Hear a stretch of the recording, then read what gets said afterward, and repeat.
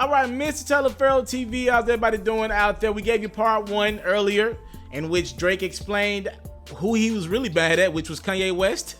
And this long beef that gave us 2 really good diss records, Duppy Freestyle and the story of Adidon.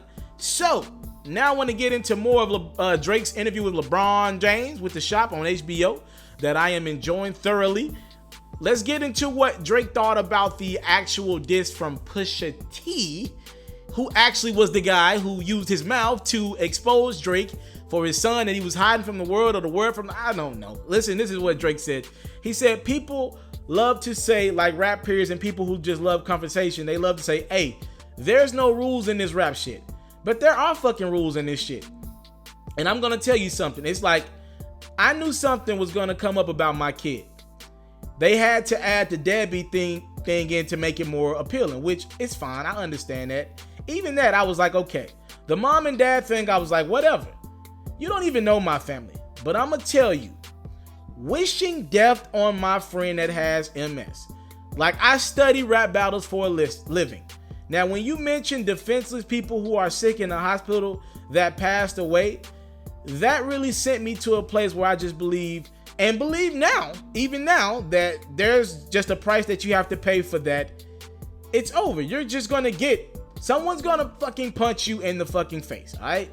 The shit's done. The event's over. I want to do other things. I didn't want to further your reputation or your career by rapping back at you and having this exchange, and that was it for me. So I want to read off the line that Drake's talking about in the story of Adidon by Pusha T that has Drake so upset. This is what Pusha T said about OVO 40, who does have, this is Drake's producer Noah, who does suffer from multiple sclerosis.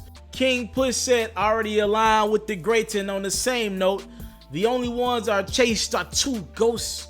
Still giving you classics. The only thing that dates me, OVO 40 hunched over like he AD. Tick, tick, tick. How much time he got? That man is 666.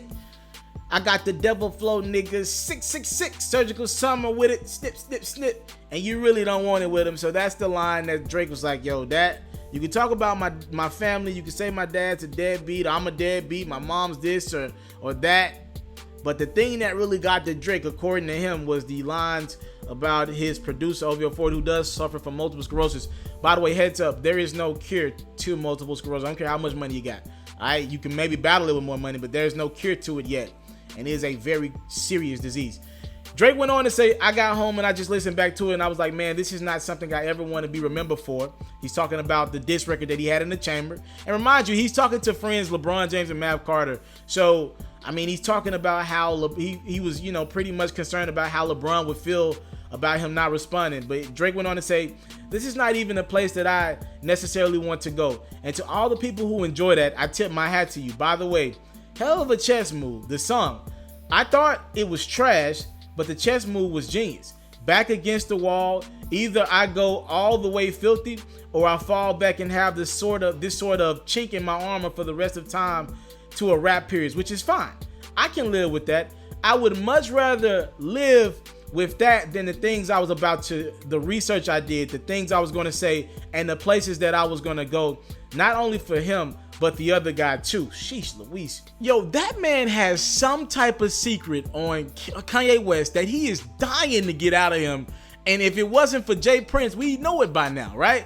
Like, I want to believe it's something about, and all due respect to Kanye, I know he don't play about people talking on his wife. It's somebody in that Kardashian family that Drake got something. He knows something real, bruh. Like, the way he talks about just what he was going to do in that response record to Pusha T is crazy. So we finally get a little clarity. Again, Drake saying, yo, it wasn't the mom and dad thing that got me. Like everyone expected, it was what he said about his producer Noah and bringing up multiple sclerosis. So, like in my first video, I'm going to combat Drake a little bit. I'm going to give him a little bit of pushback here because I think he said something that, to me, is half truth. Yes, I'm with Drake 100%. Yes, what Pusha T said was out of bounds. The whole bringing up OVO 40 in that light, bringing up a disease, like I said, no cure for it, that shit was wrong, bruh. That was foul. He took it there. But we ain't going to give Drake just an out yet. Like, Drake did do something in his Duppy freestyle before Push responded that I felt was out of bounds. Let me put on your screen the lyrics to what Drake said about Pusha T's fiance at the time, now his wife. All right, remember this?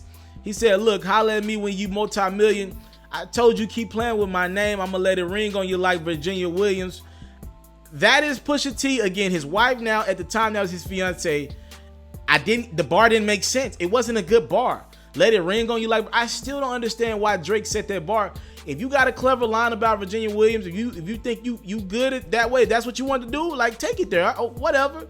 But to me, Drake crossed the line with Pusha T first. And Pusha T has admitted in interviews that he doesn't believe he would have brought up Drake's alleged child or whatever, and probably not the OVO 40 line, had Drake not mentioned that man's wife in record. And then it was a whack bar at that. Y'all, you know the rules, Drake.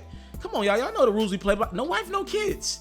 Do parents, all that, that's fine. Do parents, do the cousins, whatever. Y'all know the rules. No wife, no kids. That's the rules we always play by. Like, it just is what it is. Like, I thought Drake broke a rule first.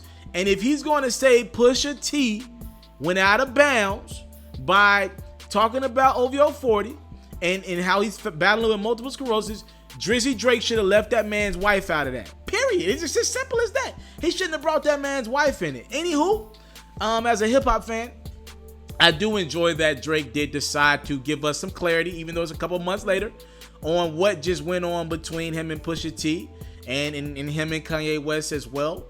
Look, man, this beef, Drake made a decision, right? This beef could have went further. He's saying, I got a record. And Drake has had more hits in the last 5 years than anyone else on this earth. I'm serious about that. No, go look at the numbers, for real, for real. He knows what a hit record is. Drake and 40 know what good music is. No pun intended. That was a bar by me. They know what good music is, all right? I'm sure Drake had a real... This is the guy that delivered back-to-back to Meek Mill that I think we all look at as a really good diss record, right? This dude knows what a good diss record is. I'm sure of it. And if he's saying he got something on Ye, and he had one in the chamber, and he made the decision to pull back from it, I believe he has a good diss record. I believe it was pretty damn good. All right? He doesn't even speak on the record with Meek, the back-to-back joint. He didn't even speak that highly of that record. So if he's got one of them back-to-backs and it's about Ye and Push, I'm sure it was phenomenal. All right? He made the decision to pull back because he felt like, for once, I gotta be a person here and realize I'm too big for this, right? In the pause. I can't be involving myself in rap beef after rap beef and taking it there. And if hip-hop fans are going to give me the L for that, for finally getting some morals and pulling back in a beef that I maybe thought I was ready for, but didn't realize it was going to go this series, and maybe I should just pull back from this thing and not do this at all, right? Like, let me just, if hip-hop peers are going to say, yo, this is an L on Drake's play, because Drake loves hip-hop. He loves the sport. If you watch the interview with The Shop, he's talking to LeBron like, yo, I text LeBron and I was like, yo, I know I let you down, but I'm not going to respond. And LeBron was like, you'll never let me down. It's all in the interview, He's pretty much like, yo, I'm a hip-hop peers. I know the greats have went to war. The Jay-Z wars. Like, I think people forget just because Ho's like 47, 48. Jay went to war at like 38, 39. Like, they went to war with a lot of artists. Like, sheesh. Joe Budden went to war with a lot of artists. Like, I'm not even, just a lot of rap purists went to war time and time again. And Drake's like, I understand that part of the game, but this one, the multiple sclerosis thing, is a little too far. Now, a lot of people are going to look at this as a cop-out by Drake, and I'm fine with that. I get that.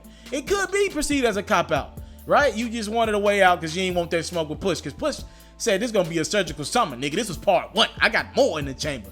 Like, I'm fine with that approach. Drake has got to take every L that comes with that. And I also thought it was interesting that Drake said, yo, this ain't over with. Like, I want to punch Pusha T in the face. Like, I thought that was interesting. You never heard him say that about Meek. Like, you never heard him say anything physical. Like, he really wanted to harm Meek.